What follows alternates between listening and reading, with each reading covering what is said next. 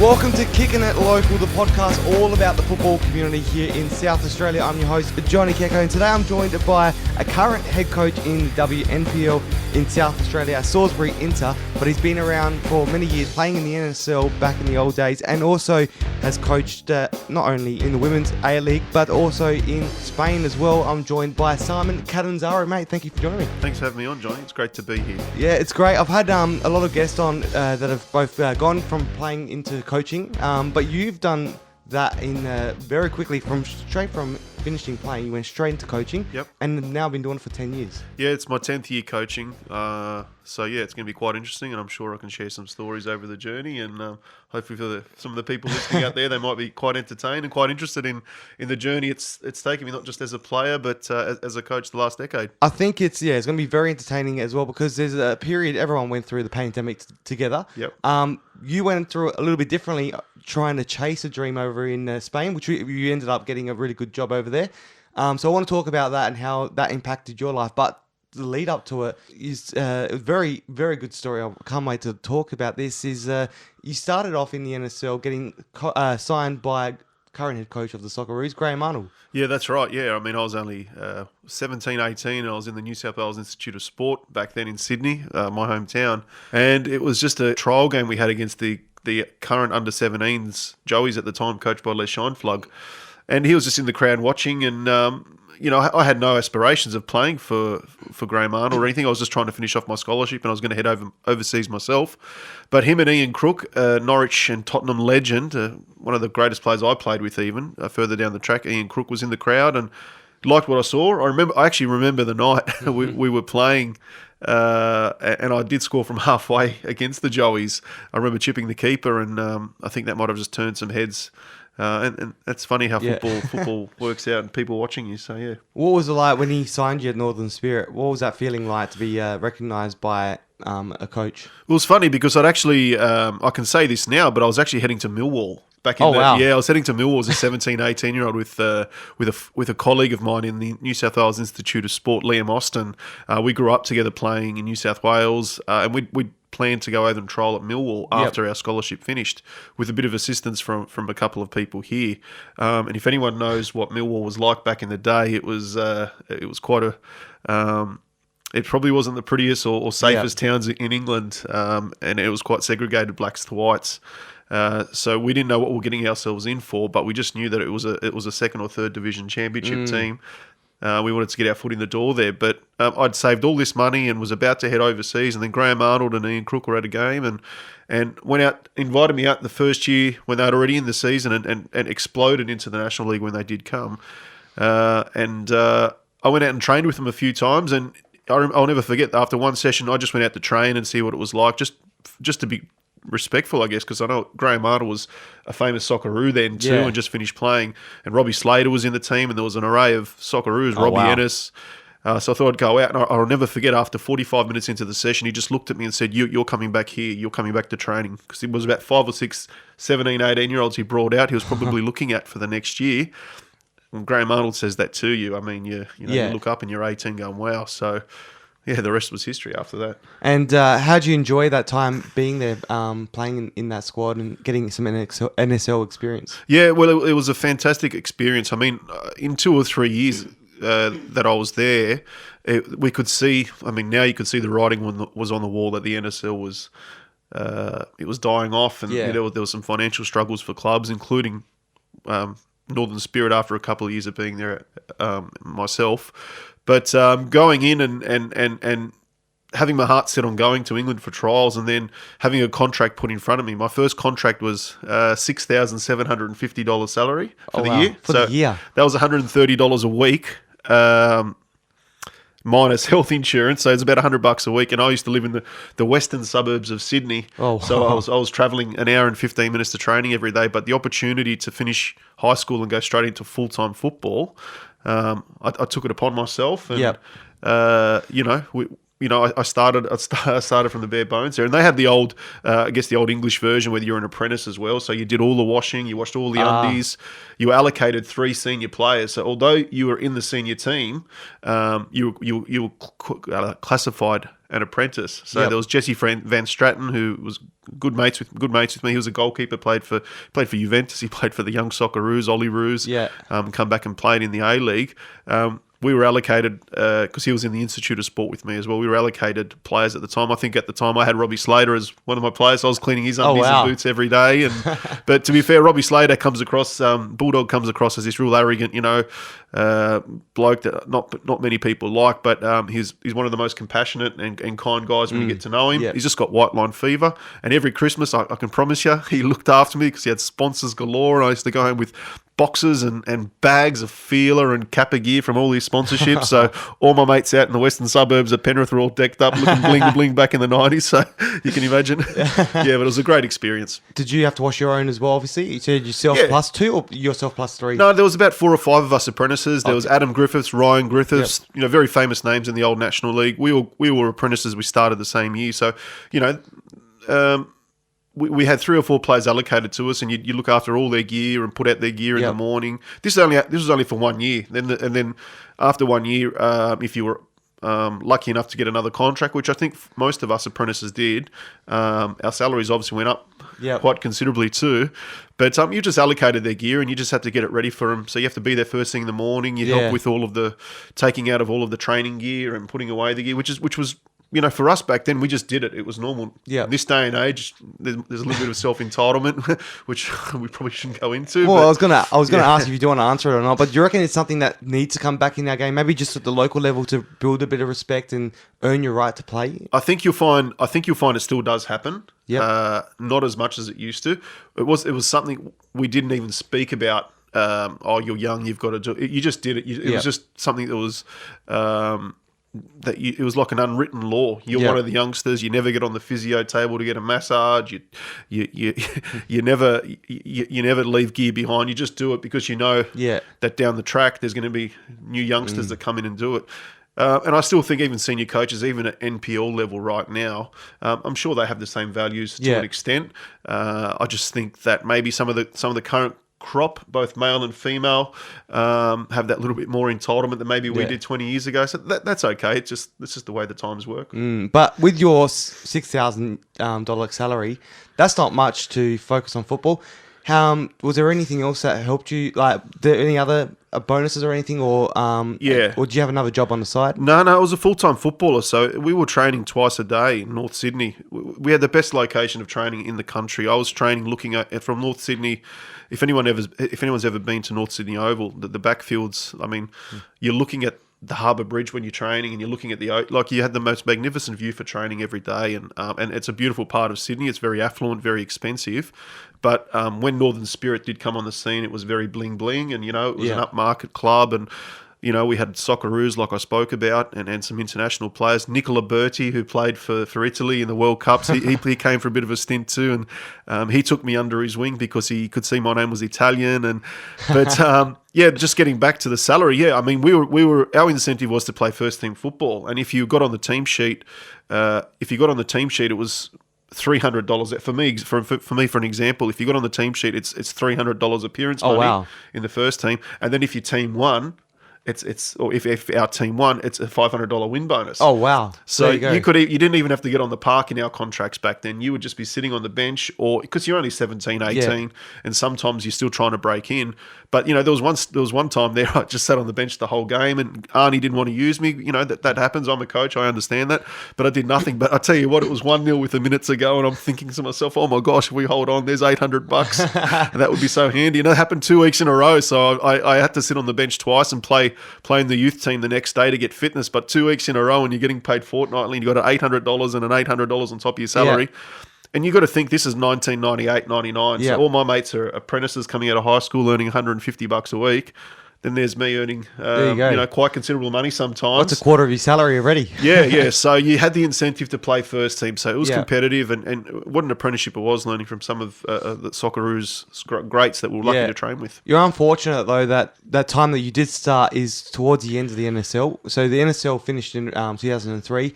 What was that like for you, knowing that was done now? The league is done. What was the next step? Yeah, well, look, just with Northern Spirit, they started going into some financial troubles themselves after a couple of years for one reason or another. And ironically enough, Glasgow Rangers came in and bought a share of the club.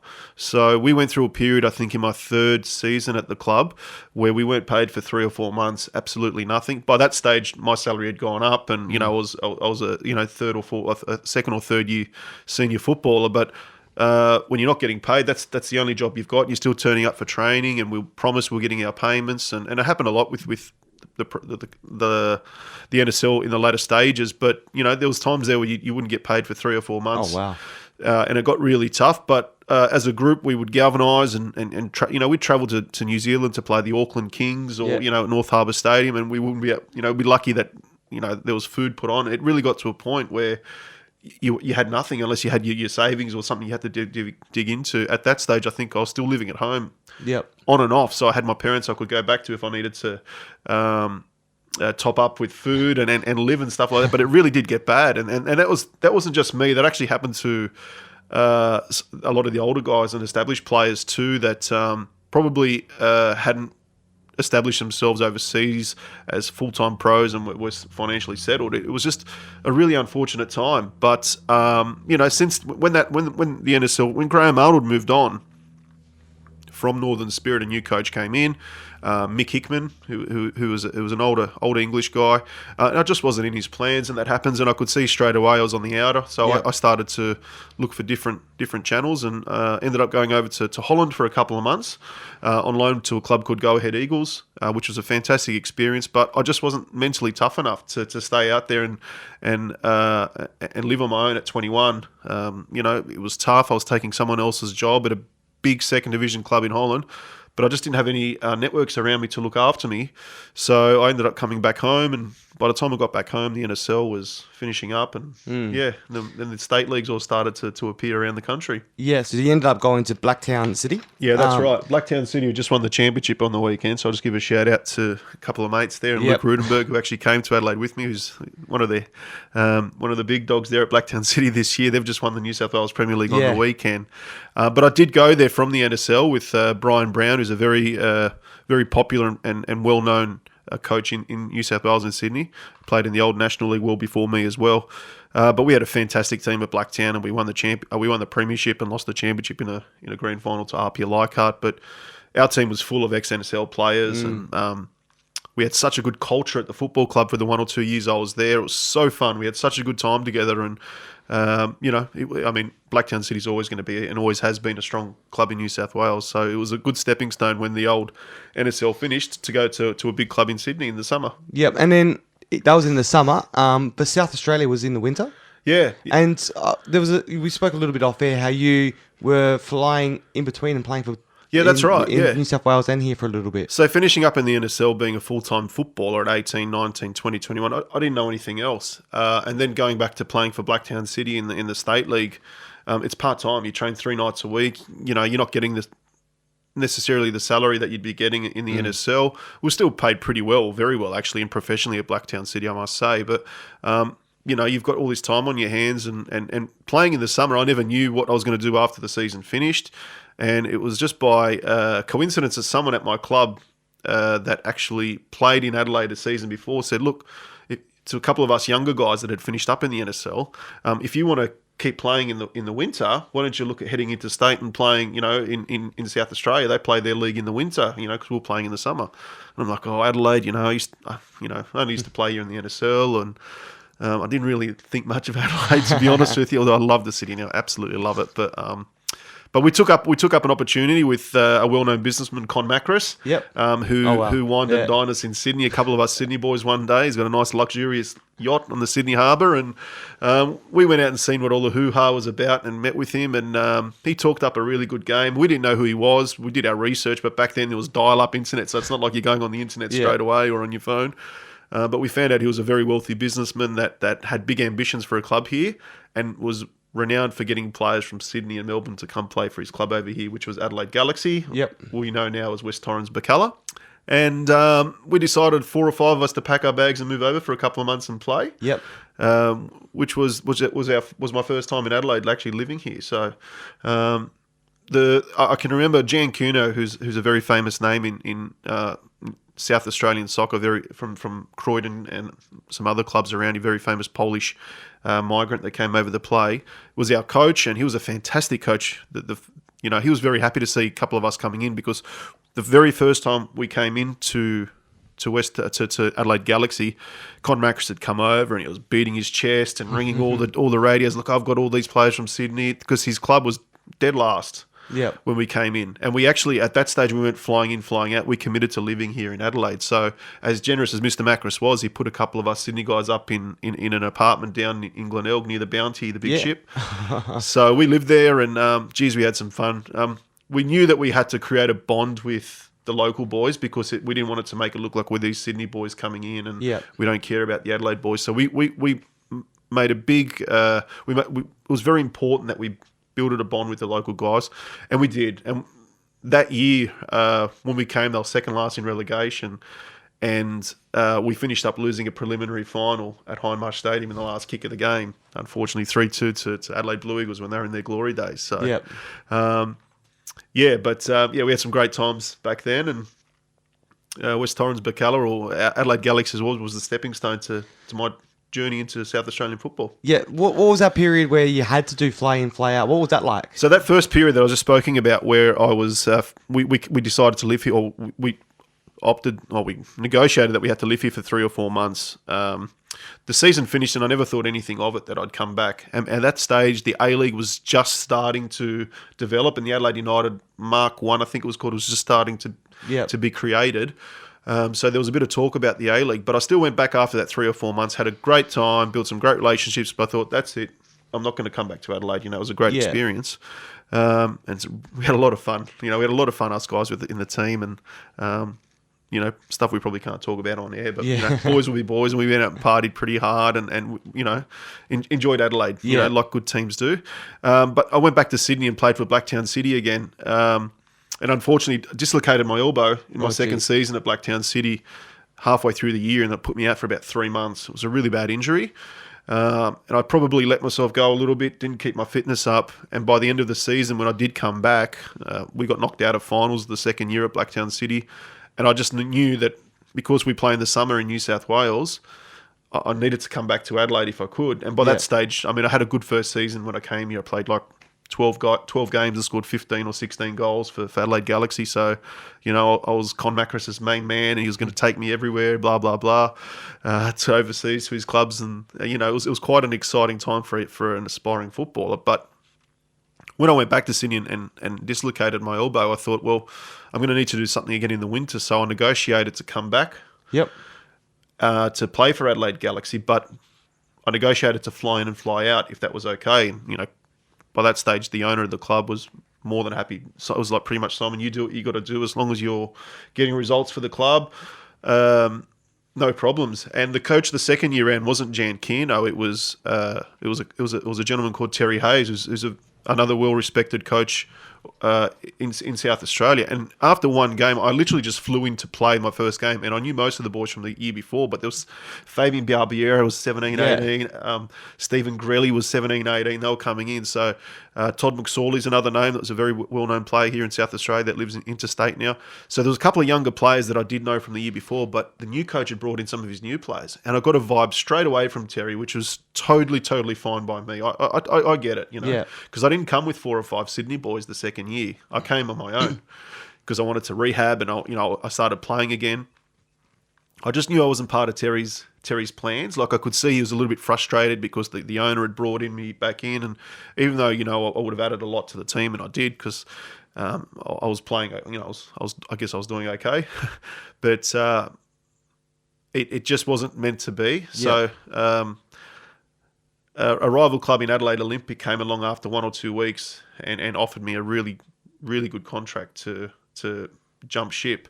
And back then, Adelaide Olympic and Adelaide Galaxy were 2 clubs that had 2 of the owners from the old West Adelaide days. Yep. So there was a bit of there's a lot of friction there. So for me I think Judas was the word used a lot, and there was a bit of a bounty on my head a few times when we did play each other later on in the season. to go out and hurt me from Adelaide Galaxy when I did leave and jump ship to Adelaide Olympic.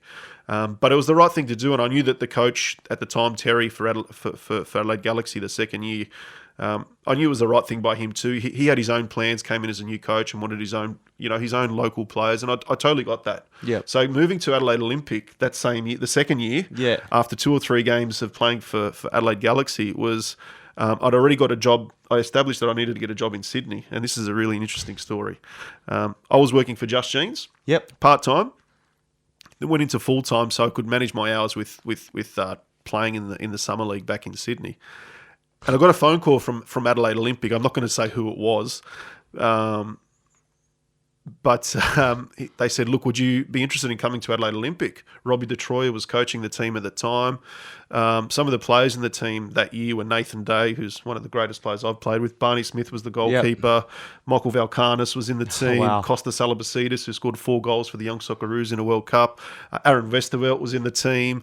I could keep going on with some of the players that were in this team that Adelaide Olympic were putting together. Stav Perissos was in the team. Saranti Perissos. I could keep going. And I was at work at Just Jeans, and they rang my work in little old Moundrill at the western suburbs and said, Simon, because there's no mobile phones, or it was very rare to have them. It was just mobiles were just starting to come in. We'd love to meet with you tonight. This is at 12 o'clock on a Monday. We'd love to meet with you tonight. We're going to put you on a plane at 3 o'clock in 3 hours. Can you get to the airport at 3 o'clock? We'll have someone pick you up in Adelaide at 5 o'clock and take you straight to Ferreton Park, which is now Ferreton Park, which I know, to come for training and just meet the guys and see if you're interested in signing for us. So at 12 o'clock, I went home, got a bag at 12 o'clock on a Monday, got on a train to the airport, got on the plane, arrived at the airport. I think it was Robbie DeTroyer that picked me up. And the airport back then was... you had to walk on the tarmac back then, so there was no terminal or anything. Picked me up at 5 o'clock. We went straight from the airport, straight to Ferreton Park. I actually trained because I took my stuff to train and meet and greet. This is while I was still in the green. I was still contracted to Adelaide Galaxy. Yeah. But they'd already done their research in the background of Adelaide Olympic to how to deal with the contracts with getting it terminated. Trained at Ferreton Park. Then they all took me out for dinner on this Monday night. They wine and dined me with Michael Valkanis came and some of the senior players with Theo Perissos, Stav Perissos, Robbie. Went to this nice bar and grill place. And and then I slept at Robbie DeTroyer's house that night in Louis DeTroyer's bed, who was only 5 or 6 at the time, leaping little Louis. Oh, wow. So, got back to Robbie DeTroyer's house. Obviously, Louis wasn't in the bed. He got put into his parents' bed. Can I just say that? But, Robbie's like, kicked his kid out and said, you stay at my house, and then took me to the airport the next morning at 5 o'clock in the morning, put me back on a plane. I got back to Sydney at 7:30 in the morning, got a train, went back to work at 9 o'clock in the morning. Wow. An 18-hour whirlwind trip and signed the contract. Jeez, how old were you back then again? I would have been 22, 21. Jeez, that's a big risk to take to come here, like, especially in a couple of hours to... Yeah, and I could see that they meant that it was that they really wanted to build something at Adelaide Olympic that year, or in the years to come. So I like their ambition, and then I got a fax sent through.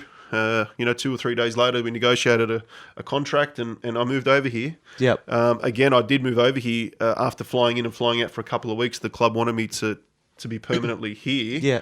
They helped me get some accommodation. Funnily enough, and this is how it all makes sense with meeting my wife, I lived with Barney Smith, Adelaide Comets head coach. His brother moved to Adelaide at the same time, who had absolutely no idea who he was. But Barney, who was at Olympic, said, look, if you're going to move here, Kat, my brother's moving here to work. Why don't you just try shack up together?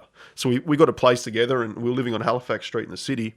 And he was an accountant, Luke. Yep. And he got recruited here by a recruitment agency. And one Wednesday night, we didn't have training when I did move here after a couple of weeks of flying in and flying out for Adelaide Olympic. Luke said to me on a Wednesday night, he goes, look, this bunch of ladies are taking me out for drinks at the Gilbert Street Hotel just down the road. Can you just come be my wingman? I don't want to go on my own. They just, I know what they're trying to do. They got me the job. They want to make sure I keep my contract here as an accountant where they've got me. Just come have some drinks with us. And I said, no worries.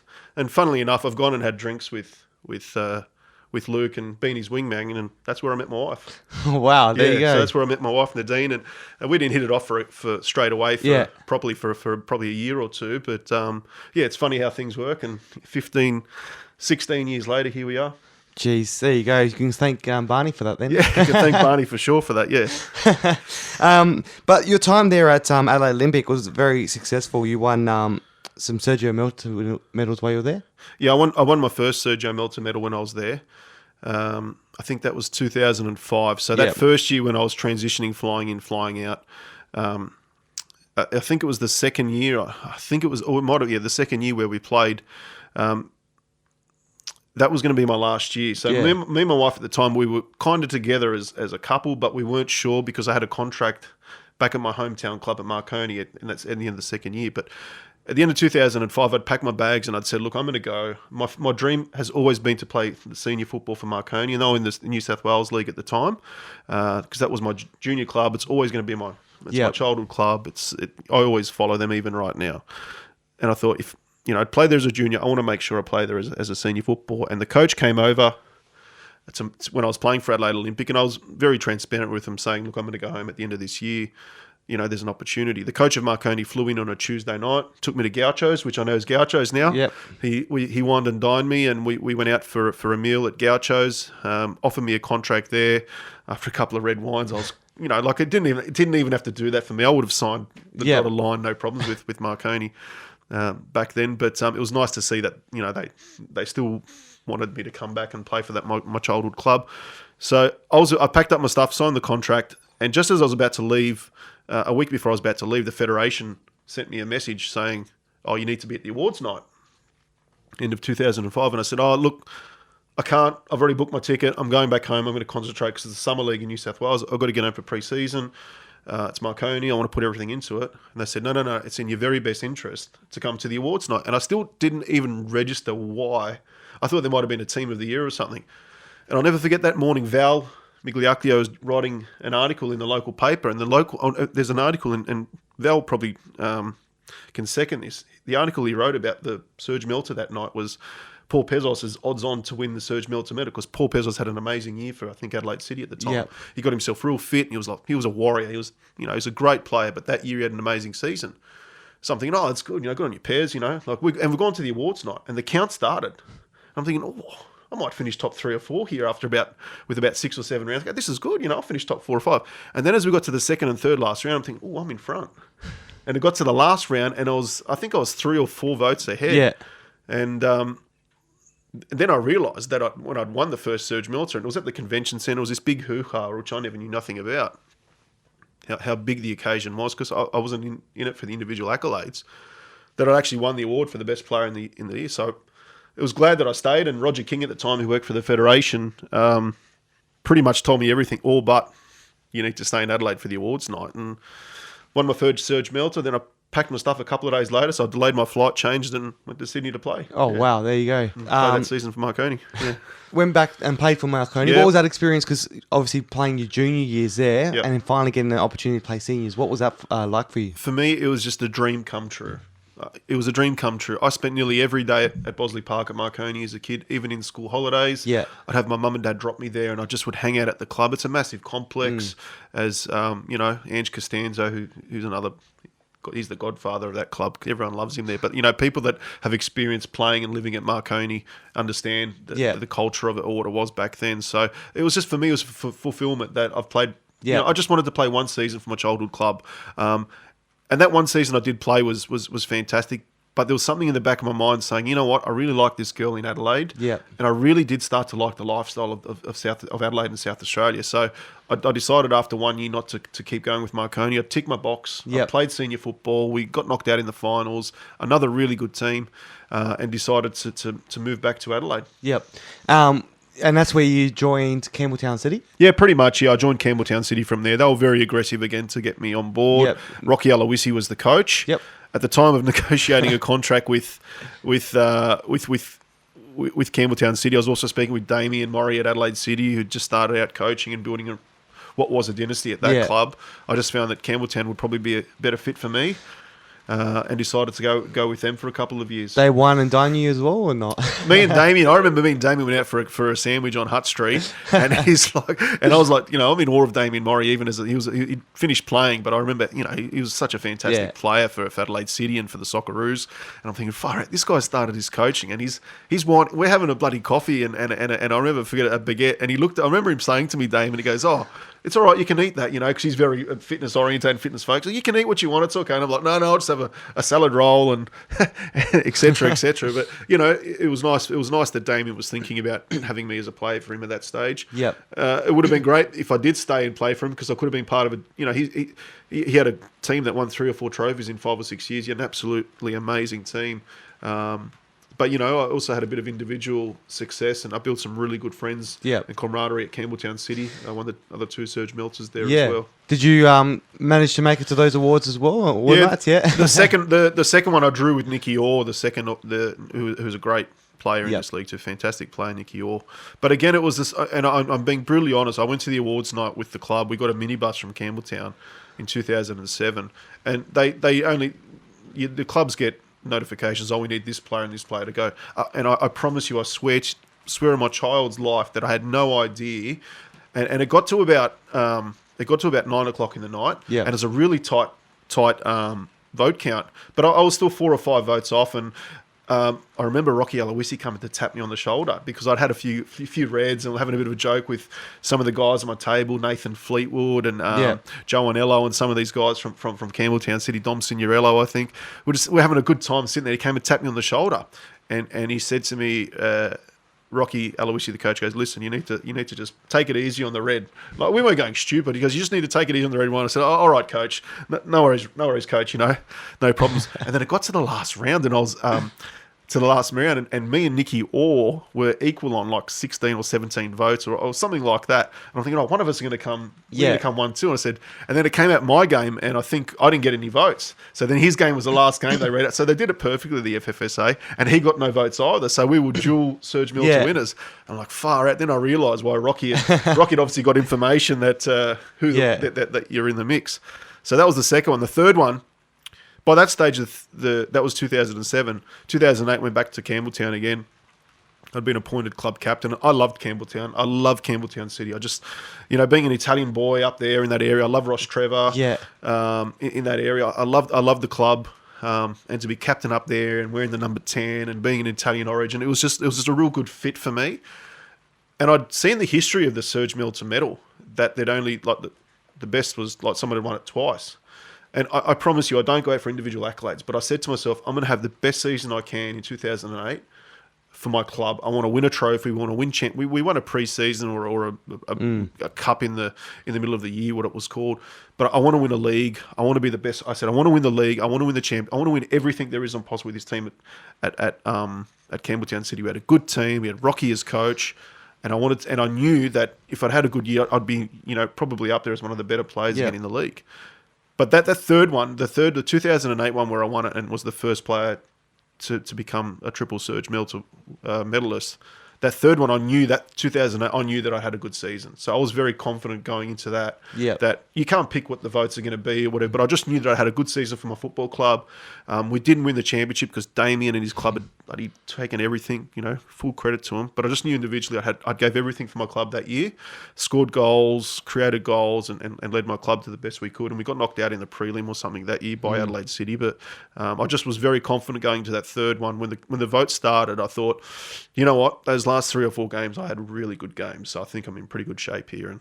And the rest is history. I was very fortunate to become the first player to win 3 Serge Melters, I guess. And luckily enough, it's been matched by Richie Alagich and now recently Alan Welsh. And records are there to be broken. So Richie's not playing anymore. So hopefully Welsh can get himself right and break the record in the next couple of years, or someone else will come along, maybe not in our lifetime. But, records are there to be broken, and let's see what happens. Let's hope so, because it's a good little thing to be a part of, a group, only 3 of you to ever do that. Yeah, it is. And to be the first one to do it is an achievement in itself. But with absolute all due respect to the Serge Meltzer medal, and I've said this before, I mean, it's great to have individual accolades, but you play a team game. Yeah. I'll swap them any day for the championships that Adelaide City took that year and the premierships.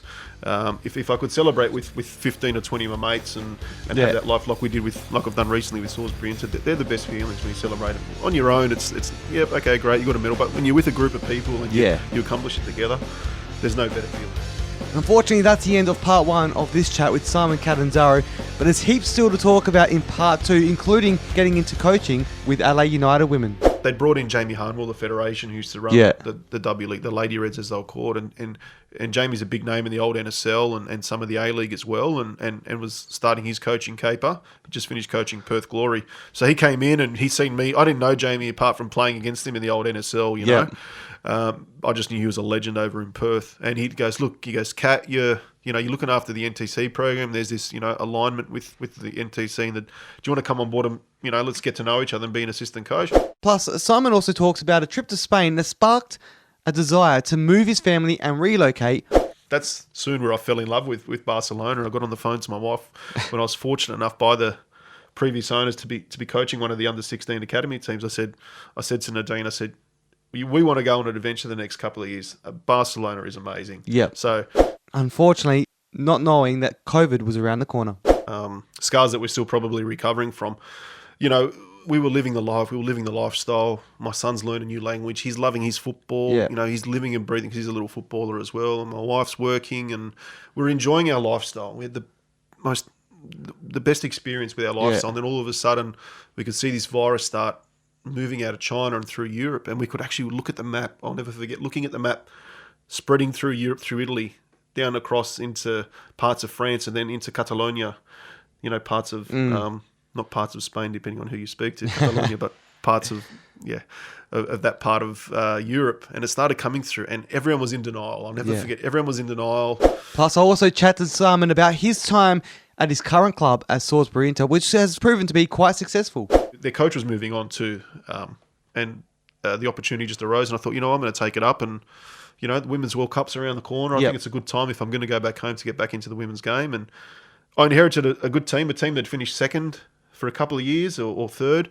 I just knew they, in my opinion, with all due respect to the previous coaches, they probably just need that little bit more that I knew I could provide to get them over the line to win their first trophy. And the squad I inherited, yes, it was a very good squad, but it doesn't guarantee you trophies. I brought in 1 or 2 players from the team it has, and last year we were fortunate enough to win every trophy there is available in the women's game. The rest of my chat with Simon is jam-packed with a lot more stories from his time as a coach. Make sure you keep an eye out for part 2, available soon. This is part 1 with Simon Catanzaro. Make sure you subscribe to Kicking It Local wherever you get your podcasts so you can get a taste of the SA football community. Plus, follow Kicking It Local SA on Instagram and Twitter so you don't miss any of the action. See you soon!